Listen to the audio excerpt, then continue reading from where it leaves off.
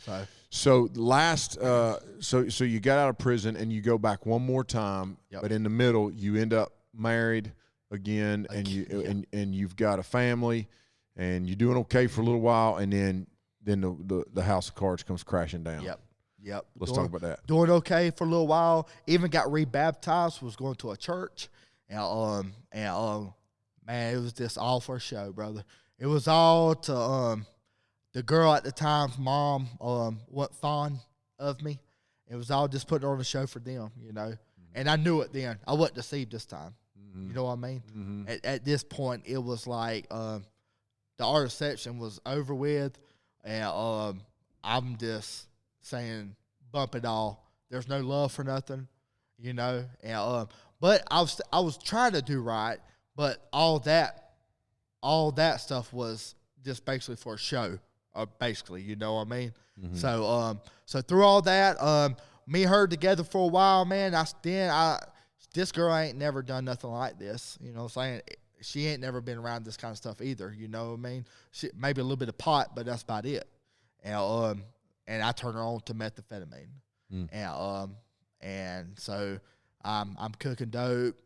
She's going to buy pills for me, and it gets butt wild, man. And she actually find out she's pregnant, and never had a kid before, and she was already like 38 years old at the time.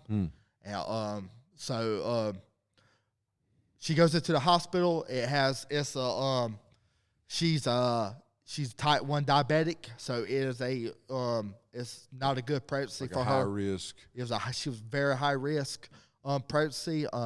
I was there whenever they done the C-section, and I left her at the hospital to go cook some dope, and wound up actually crashing. And I was supposed to be there to pick her and the baby up, and I was not there. I was in the middle of a crash. A car crash or a dope crash? Dope crash. So you're unconscious, sprawled somewhere. Yes, sir. Asleep, knocked out. In a coma. And then also let me add in on that, had another girl with me as well. So it wasn't only me there. That's how just deep I was in, like not caring, bro. You know, my wife's in the hospital, just had a high risk pregnancy, just had my son, and I got another girl with me and passed out at the same time, and supposed to be there picking them up from the hospital. So she calls her mom to pick them up, and anyways, we get back together, got the baby with us. My mom moves in with us, and just started back cooking dope, not caring about nothing. My baby there while I'm cooking dope, all kinds of stuff, and it happens that I'm living right behind the sergeant, the guy that's over the drug task force for Colquitt County. And it was wild, man. I could watch him come in his undercover vehicle and have my door open, shaking a bottle while he's coming in.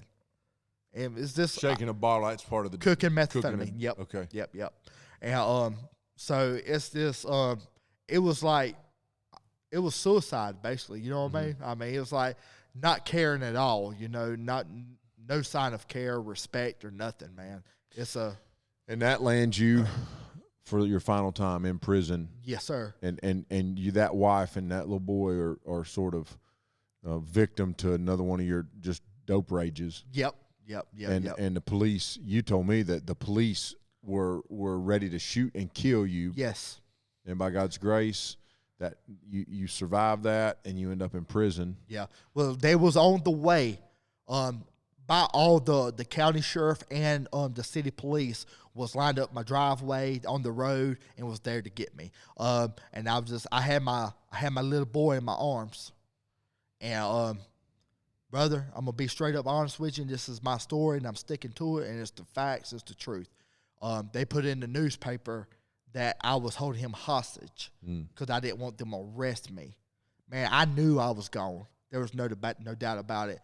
And to be honest with you, I was so wanting to be a father, man, and didn't really know where to start to be a father. But I done missed out on all my other kids' life, which is 4 other kids, and really wanted to be a father. I knew I was gone, and I just wanted to hold on as long as I could. And just lost, hopeless. yeah, Trying and to just figure it trying to out. hold on, man.